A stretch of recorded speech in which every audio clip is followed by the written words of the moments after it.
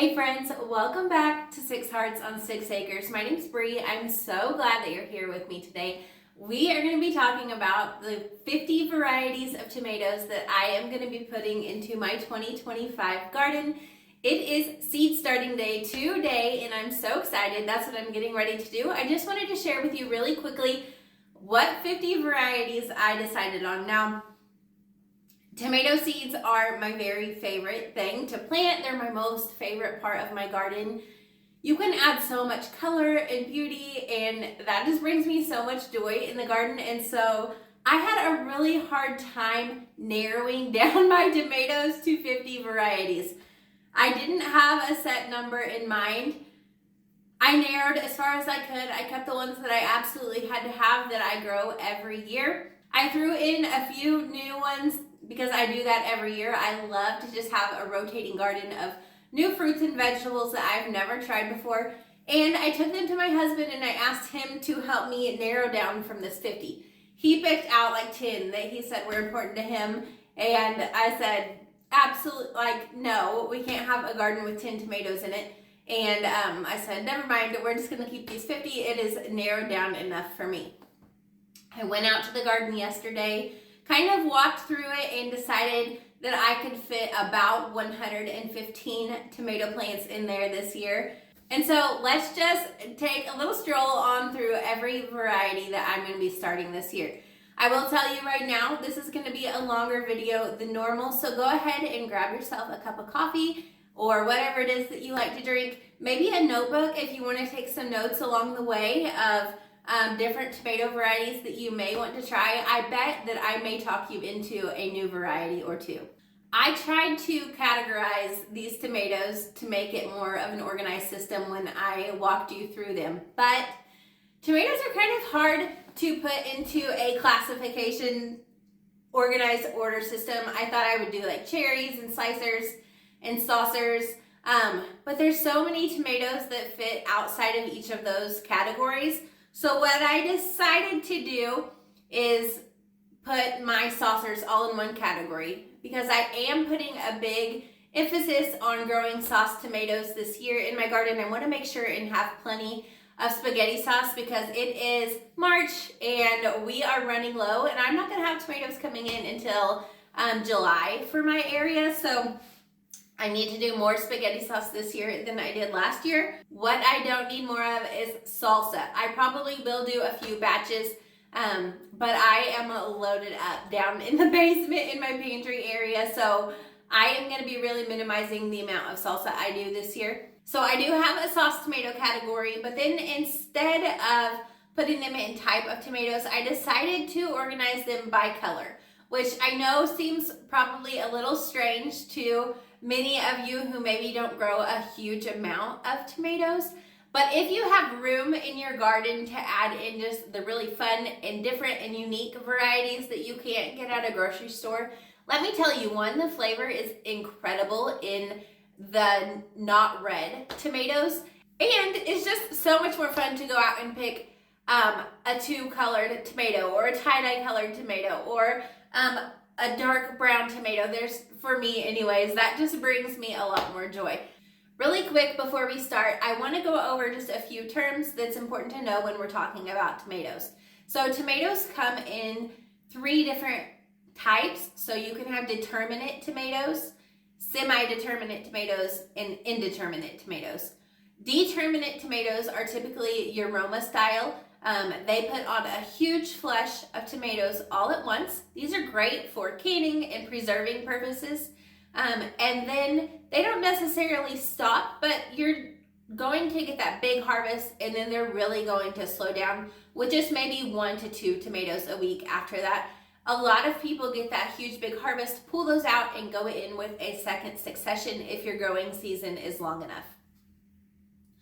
I have not ever focused much on determinate tomatoes. I have a very long growing season.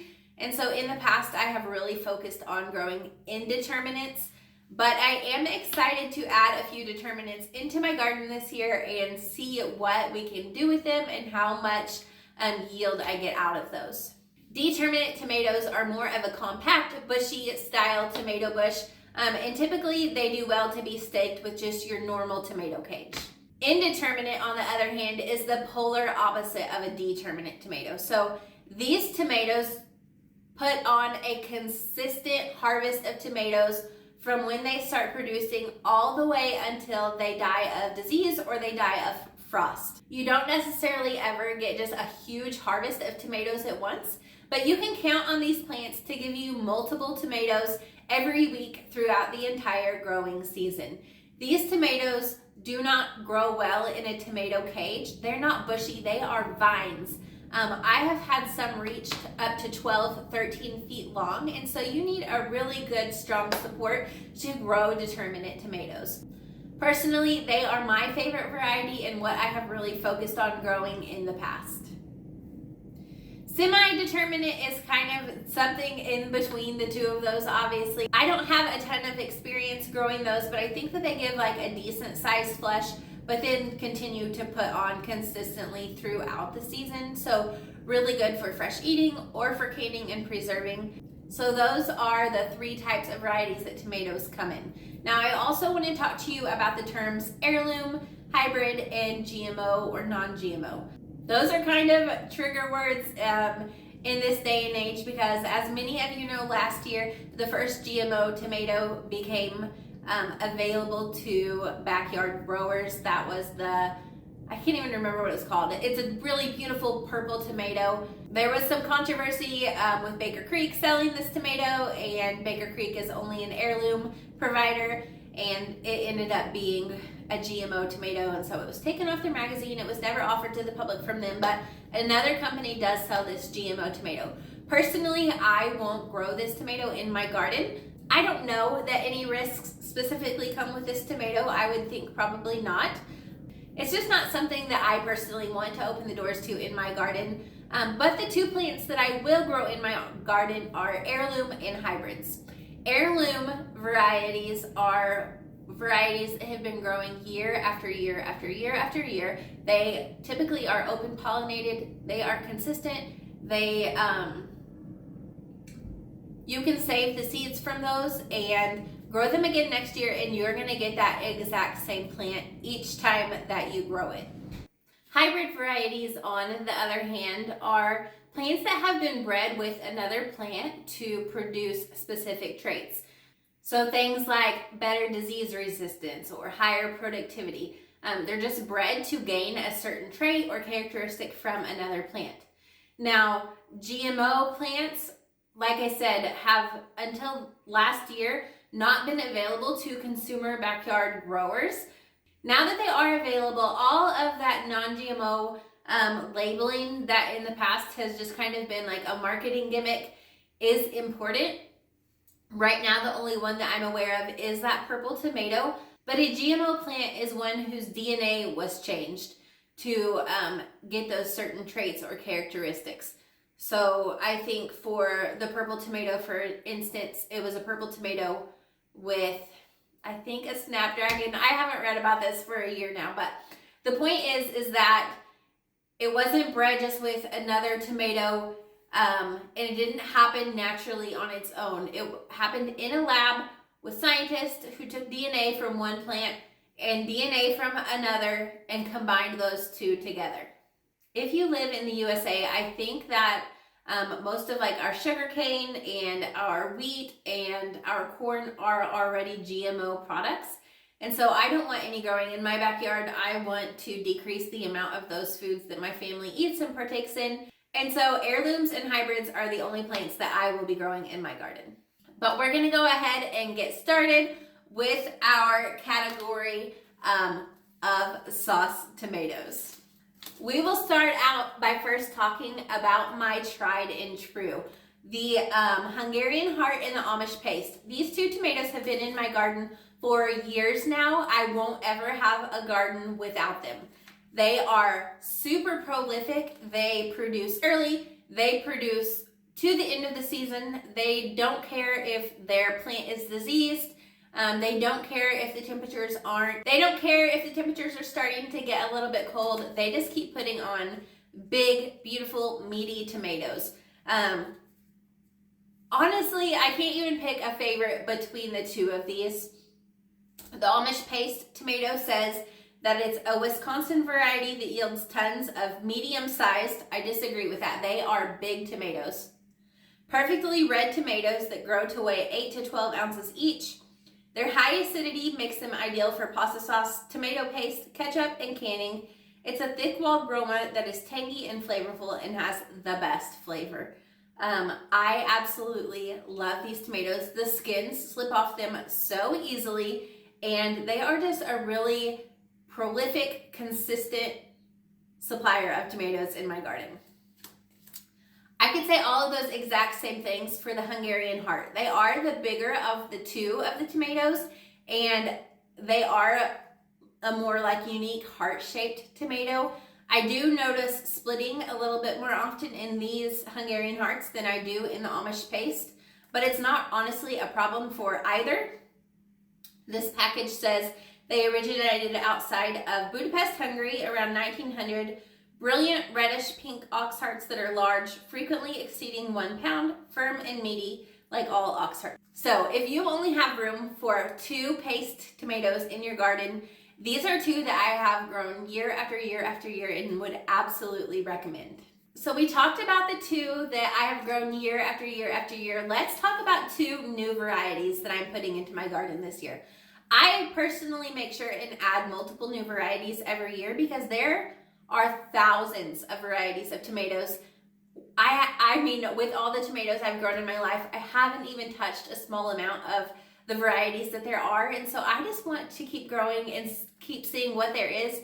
And so this year I decided to put in Botanical Interest Supremo and Renee's Garden. It's called a Pompeii Roma sauce tomato. Both of these are elongated Roma style tomatoes. The Supremo says that it produces a dependable mid-season crop of impressively large uniform tomatoes that set well even in the heat. This Supremo tomato is a hybrid, so it has a little bit of extra disease resistance, so I'm super excited to have that.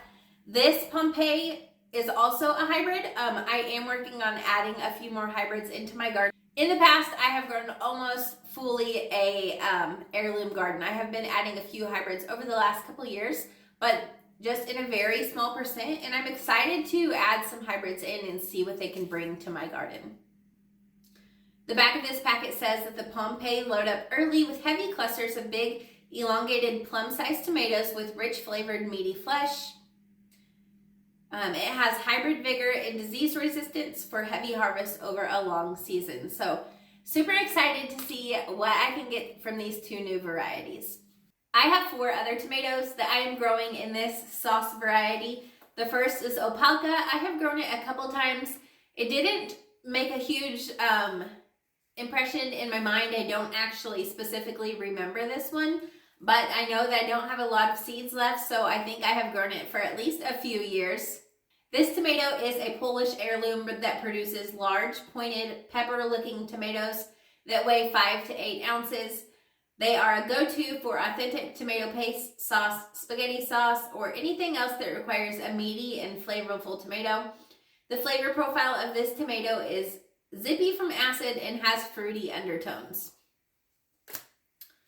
The San Marzano tomato, which if you have tried to grow tomatoes for sauce or paste before, you have probably heard of and most likely even grown this tomato before. Now, a true San Marzano tomato is grown in the Valley of San Marzano in Italy, but we can grow these here in our own backyard garden. They may not taste exactly the same, but they're still delicious. I grew these last year. They were extremely prolific and did really great in my garden. They're a very dry tomato. There's very little seed, almost no gel inside of them. And so they are absolutely excellent like for a sauce or a ketchup. I somehow missed this one when I was going through the new categories, but this is a new to me tomato. This is the Ramapo. It is a hybrid tomato and it's an F1 hybrid. It was developed in 1968. It just says that its fruit quality, reliability, and production are unparalleled. So I'm super excited to see what this tomato will bring to my garden. Hopefully I get loads. And last is something that I have grown a few times before. This tomato is called Sunrise Sauce. It's a little bit different from every other tomato in this category because they are all red, and this tomato is a beautiful bright yellow. I have grown this many times. It's always one of the very first to produce in my garden. It's really sweet and meaty. It's a delicious tomato, has minimal amount of seeds, and is really awesome if you want to like make a yellow ketchup or a yellow spaghetti sauce. You can also just mix this in with your red tomatoes and it does just fine, but it's kind of neat to be able to make specific colors of those products. The next category that we're going to talk about is the dark tomatoes. This is by far my most favorite category of tomatoes. I absolutely love the dark ones. I don't know if it's because of the taste or because they are so unique, but just overall, as a category, these dark tomatoes are amazing. If you've never had the chance to grow a dark tomato, you may have not ever tasted one. They're not something that you find readily available in a grocery store, and they have their own distinct flavor. So darker skinned and darker fleshed tomatoes have like a really almost smoky, heavier, stronger tomato taste to them. They're absolutely delicious. I will also say that as a group overall, I have noticed less production than I have in some of these other colors of tomatoes. But for me, it is a trade out that I will take to have a few less tomatoes that taste absolutely amazing and bring me joy because they are absolutely beautiful to look at.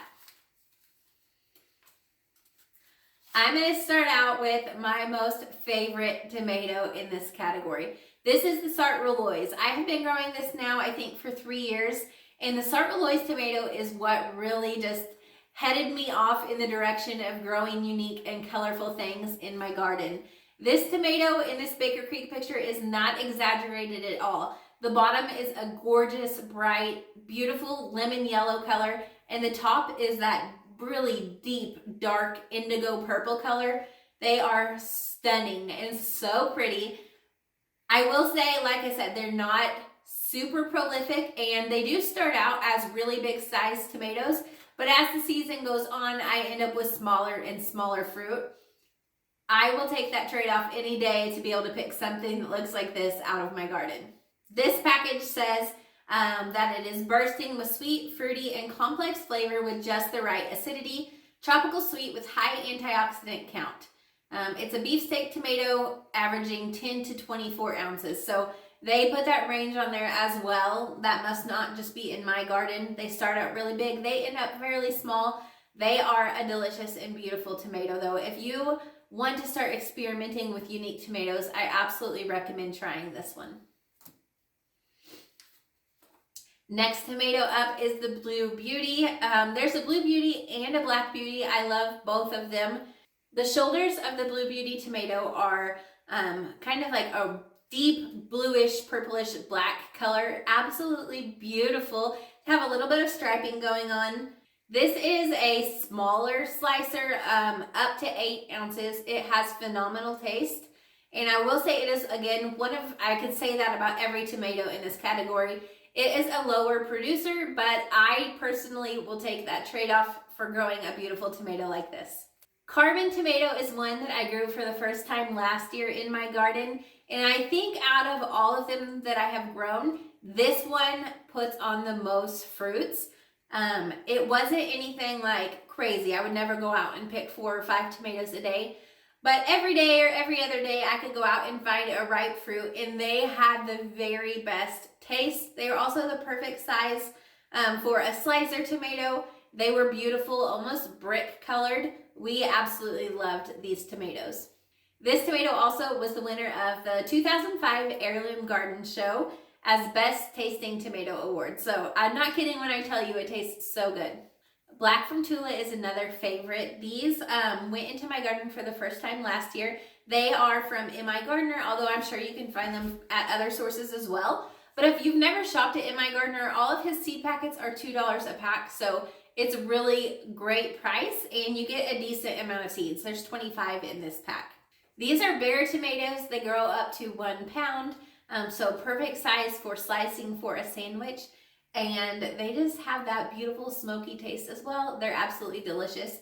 I will tell you, for this whole category, these tomatoes can grate, but they don't look the prettiest in the jar, especially when they are mixed in there with red tomatoes. So you may just leave yourself a mental note or even a written note if your brain works like mine and you forget things, because it almost looks like the tomatoes are going bad in the jar. They are not. It is just the color of that darker flesh when compared to the bright red flesh that you're used to seeing with tomatoes.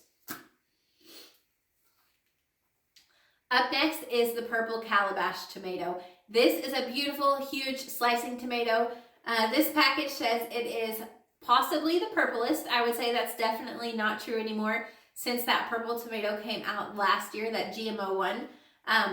It has sweet, tart, citrusy flavor is what this packet says. I grew these last year for the very first time and we loved them. They were delicious and they were beautiful. Indigo apple. This is a new one for me this year. Last year I grew several tomatoes that were really similar to this. They had that black and red marbling. They are bigger than a cherry, smaller than a saladette. I don't know that there's actually a category for those or what you would call them, but they are the perfect size really for chopping and throwing into salads or doing like roasted tomatoes. I absolutely love to use a tomato this size, and when they're that beautiful, they look so pretty on your plate. Tomatoes that have this really dark skin and flesh are super high in anthocyanins, which is an antioxidant, super healthy for your body, and beautiful growing in your garden. Up next is this true beefsteak or Fiji improved. I have never grown this tomato before. I actually got this at the Fall Fest at Baker Creek last year. If you have ever been to one of their festivals, all of their seeds are $2 a packet, and so all reason kind of leaves your brain and you get in there and there's so many people and it's kind of hard to sit and think about what you actually want or even find those seeds if you did make yourself a list. And so I kind of let loose and lose a little bit of control in there and just grab several seeds. Now, it's not crazy in there like Black Friday shopping at Walmart in the 2000s. It's just busy, and so you don't have a lot of time to think, and so I somehow ended up with this tomato. I have never even heard of it before, but it looks like it's going to be a great tomato, and I'm excited to add it to my garden this year. It does have that smoky, sweet flavor that is true of all dark-skinned tomatoes. This says it has a purple-brown flesh and a red center, which really goes along with a beefsteak tomato. If you don't know, beefsteaks were named because they look like dry-aged beef when they are sliced, which that sounds honestly kind of disgusting when you're thinking about a tomato, but I love me a big, meaty tomato. This is going to be perfect this summer on grilled burgers and caprese salad and tomato sandwiches, BLTs, all of those kinds of things. Paul Robeson. This tomato has a fan following. It's a Russian variety named for the opera singer Paul Robeson. No idea who that is, but I do love the tomato.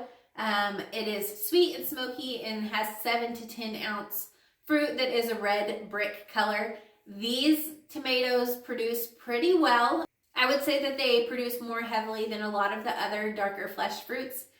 They're absolutely delicious. They're beautiful.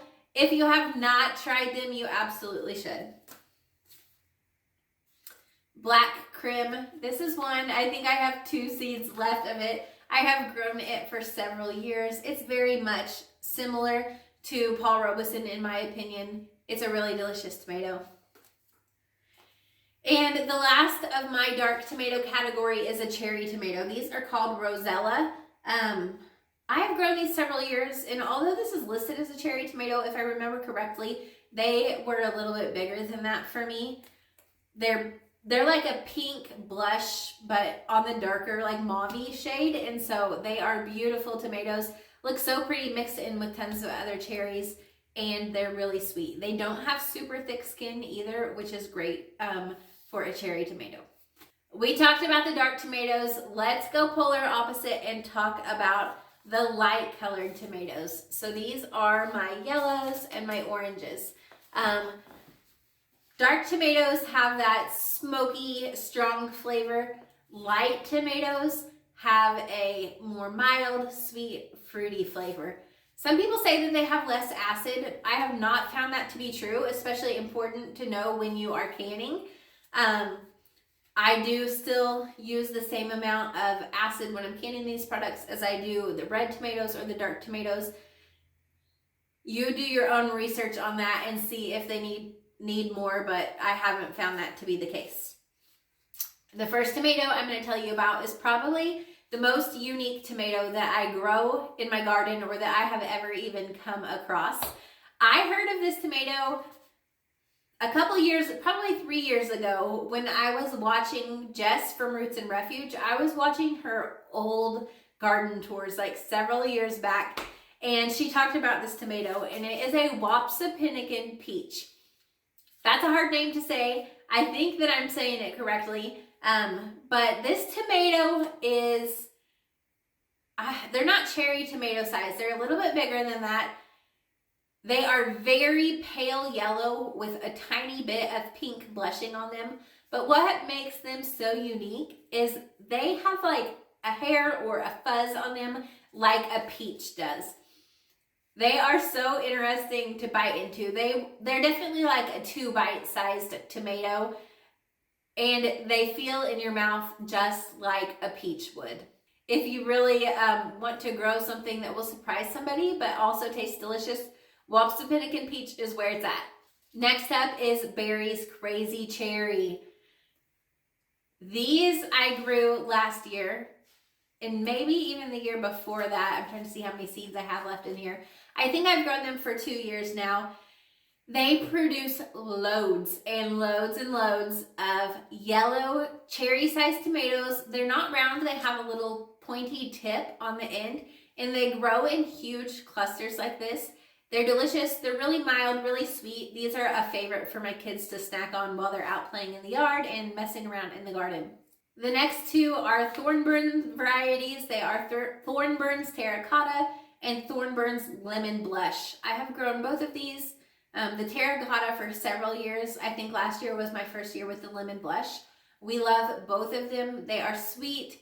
They are good sized tomatoes. They produce fairly heavily, and I absolutely love both of these. The package says that the Terracotta was introduced in 1893 in New York. It has a honey brown skin, orange pink flesh, and green seed mass, which is absolutely true. You're going to get all colors in this tomato. An eye-catching slicer with an out-of-this-world flavor.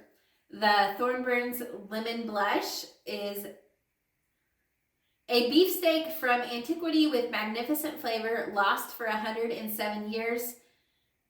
It's a large, juicy, with tropical fruit notes and perfect acidity balance, nearly coreless, with firm, juicy flesh and very few seeds.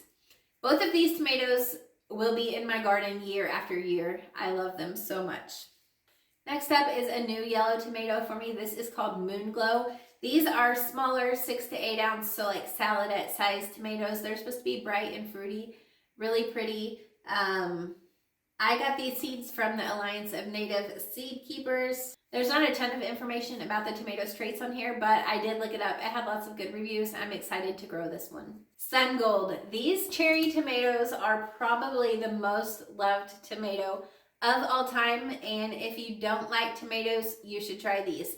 They taste like candy. They are absolutely so sweet, especially if you dry them. They literally are just, they probably have as much sugar as a strawberry, I would imagine. They're a very sweet, very delicious, small cherry tomato. They don't split easily. These will have a place in my garden every single year.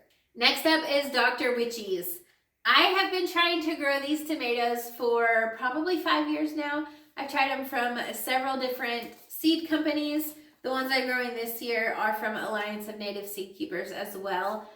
This tomato has like a very heavy fan following, and it has amazing reviews. I have grown it for, I think, 5 years, and I've gotten very few tomatoes from it, and the ones that I have were good, but not anything great. Nothing like the reviews that just rave on and on about how incredible they are.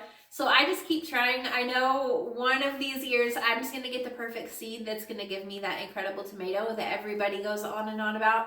So I I have not given up on them yet. Every year I say this is going to be the last year that I grow these.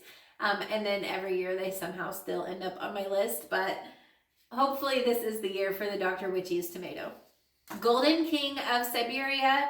Last year was the first year that I grew these plants, and they had the healthiest, most beautiful plants. They are big lemon yellow fruits. They're probably like 1 to 2 pounds if I had to guess. They were absolutely delicious. They didn't have tons of seeds, but they were still really juicy and perfect for slicing. The last one in my yellow list is Azuichka.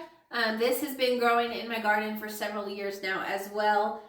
It's a Russian tomato. It says it puts on 40 to 50 tomatoes per plant, and I would say that is pretty accurate. It is one of my heaviest producers in my garden, and it goes from the time it starts producing all the way up until the last frost. It's always my last to give out. It doesn't get bothered too bad by any type of disease, and it's just a really heavy, consistent producer of beautiful, delicious tomatoes. Before we talk about the red tomatoes, we're going to go into one more category, and these are multicolored or striped tomatoes. These are some of the prettiest tomatoes that I grow in my garden, and I think I'm going to start out with a new one to me. This is Evil Olive. This was shared to me by a seed exchange. These are supposed to be small green and red striped tomatoes that are known for their crunchiness. So that sounds super unique to me. I'm excited to add this to my garden. It will be a first, and we will see what it does for us. And if we like it, I will make sure and keep you updated. Next is the pink Berkeley tie-dye. I love this tomato, not only because it tastes good, but it's so pretty. It is multicolored. It's got pinks and purples and reds and even a little bit of yellow occasionally. It is one of the prettier tomatoes that I grow. Tigerella, I love this tomato. I've been growing it for 3 years. This is my 3rd year of it growing into my garden. These are smaller, like 2 bite-sized tomatoes. They do split easily, so make sure and always harvest these before a rain or a heavy watering. But they have so much flavor, and they are a really heavy producer. These will always be in my garden. Cassidy's Folly. I grew these last year for the first time. I'm assuming by the package that I got them in a seed exchange. I only have a few seeds of this left.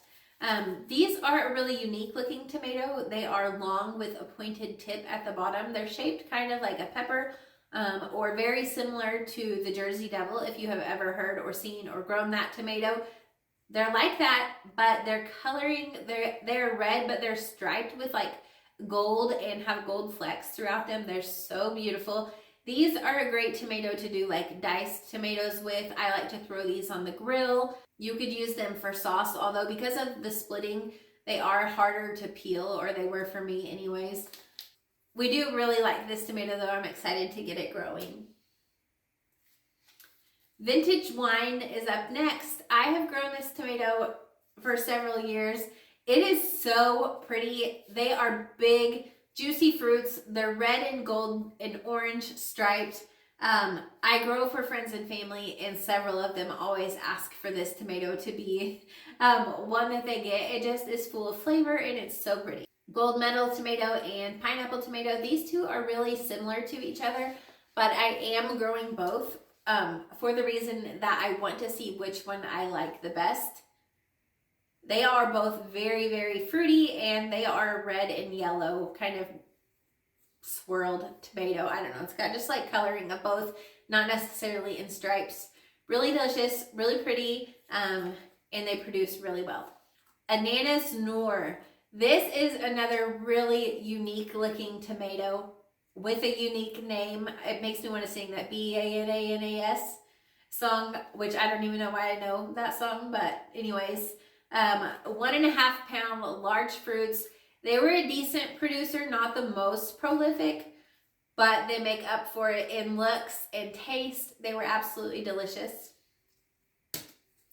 Talking about taste, one of the best tasting tomatoes, and this one really stands out to me, was Alice's Dream. I grew this last year for the first time, And I just specifically remember we had some friends over the night that I harvested my first one, and we were grilling burgers, and I sliced it and threw it on the table to go with all the other toppings. And my friend had one, and she was like, "This tomato is so amazing. What is this?" And it was Alice's dream. They have such like a sweet but also tomato flavor, and they're beautiful. They're beautiful. They're meaty. They are a really good producer. Before they're ripe, they're green with like purple stripes, and so they look really cool at both stages. Two more similar tomatoes I'm growing because I want to see which one I prefer is the Hillbilly and the Old German. They are both really large, 1 to 2 pound tomatoes, produce excellent. They don't split very easily. They're both heirloom tomatoes, indeterminates. Actually, this Hillbilly says it can get up to 3 pounds. I do remember that I had huge fruits from both of these and that I loved the flavor. All right, last category here. These are our red and our pink traditional. What you think of when you think of tomatoes. Let's just go ahead and jump right in with the Juliet. I grew this last year for the first time at the recommendation of another YouTuber. Oh, they're the ones that are in Ava, Missouri. I cannot think of their name right now.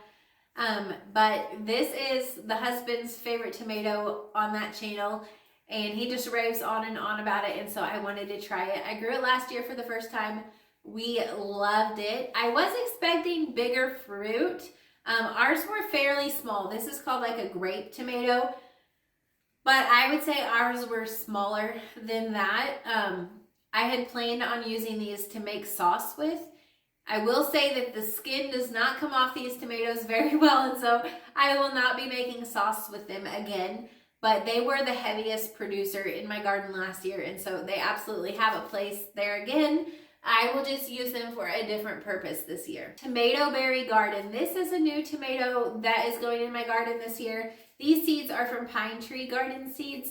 These are like a 1x1, really sweet, really fruity, just traditional tomato. I've heard really good reviews about these. I'm excited to try them out. Bread and Salt and Granny Cantrells. These are two tomatoes that I have grown.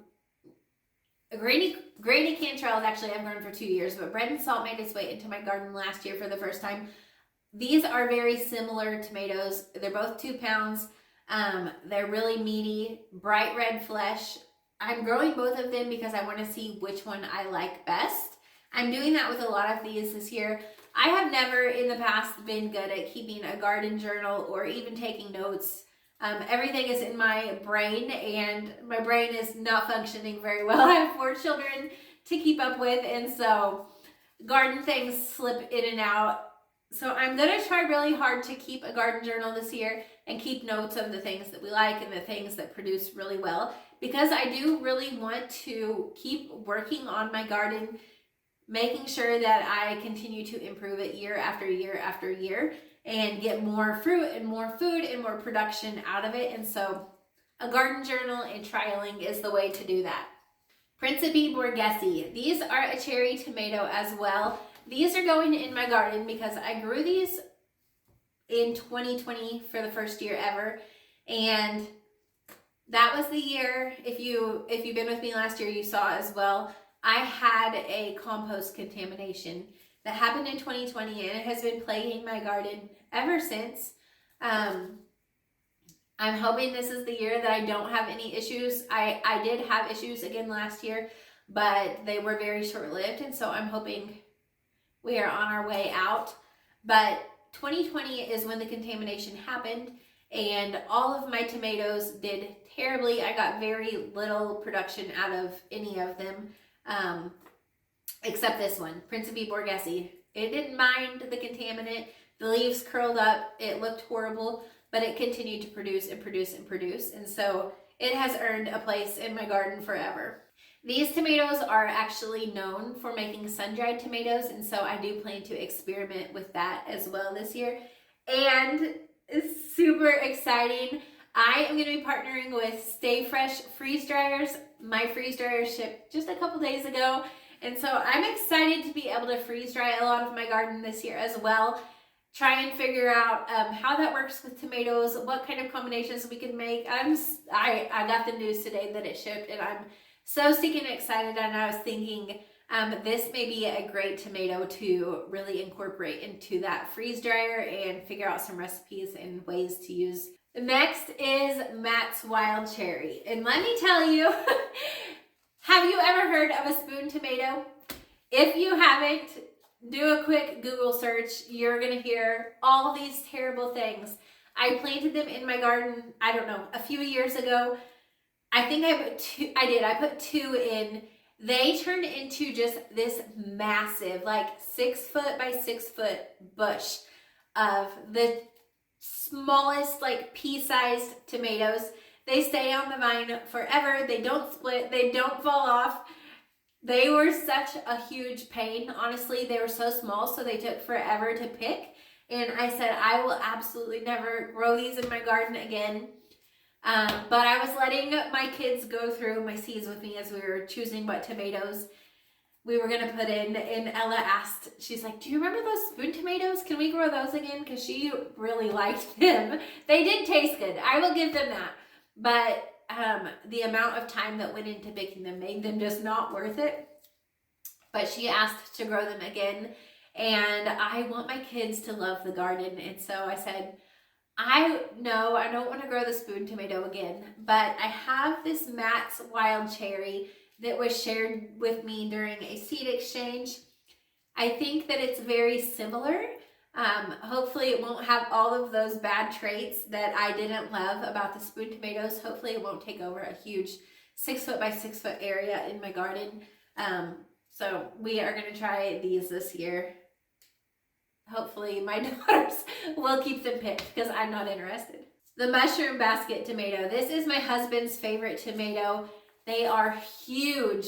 They're really unique looking. They look like I don't know, like this. They were cut out. They have just deep rivets throughout them. They look really cool when sliced and put on a sandwich. They have amazing, incredible, strong tomato flavor.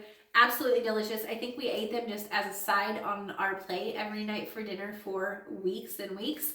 And I'm really looking forward to having those again. Marglobe tomatoes. These are just your normal, typical circle round tomato. These grow in clusters, making them really easy to pick. They're just really delicious. I love to use these as a production variety. So I do a lot of diced tomatoes with these and a lot of salsas, which honestly, I need no more salsa this year. My pantry is still full of jar after jar after jar. If you know me, I'm still going to make some salsa because that's what I do. I love to be in the kitchen preserving all of these things that I grow. But this is an excellent, really heavy producer if that's what you're looking for in your garden. Next up is Castelluta di Parma. These were shared with me in a seed exchange. These are like your true Italian tasting tomato. Our favorite way to use those was to make caprese salad and also to make like homemade pizzas with fresh mozzarella and basil in those tomatoes sliced really thin, drizzled in olive oil. They were absolutely delicious. German pink. These are a really pretty, really big, actually pink tomato. These have been a tomato variety since 1883, which is really cool to think about. I wonder how many grannies have grown these in their gardens.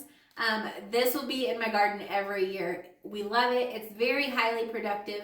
The plant stays healthy for a long time, and they're just a really good, strong tomato. Next up is the moneymaker tomato. These fruits grow in really cool long clusters, so they're quick and easy to harvest. They're just another typical grocery store looking tomato, but they have a ton of flavor and they're absolutely delicious. The packet says this is an English garden kitchen favorite. It's a must-have for lovers of the traditional tomato flavor, and it loves hot, humid weather, so perfect for Southwest Missouri. We made it to the end. This is the last tomato that I'm going to be growing in my garden out of all 50 varieties. This is the sweetie tomato. It is another cherry variety tomato. They are super sweet, not quite as sweet as the sun gold, but almost. Like I told you, I love to just grow several colors of those cherry tomatoes and mix them all together, have them on the counter. My kids eat them as snacks. I love to throw them into salads. I love to pack them in lunches. They are excellent go-to. They also freeze really well and they can really well. Cherry tomatoes are highly productive. So if you only have room for one tomato in your garden and you want to have high production and you're not worried about canning so much or slicing, cherry tomatoes are the way to go. I am going to go get all of these seeds started right now. I'm so excited. And then thank you guys so much for being with me today. I love sharing with you. I hope to see you back here next time. Until then, may God bless.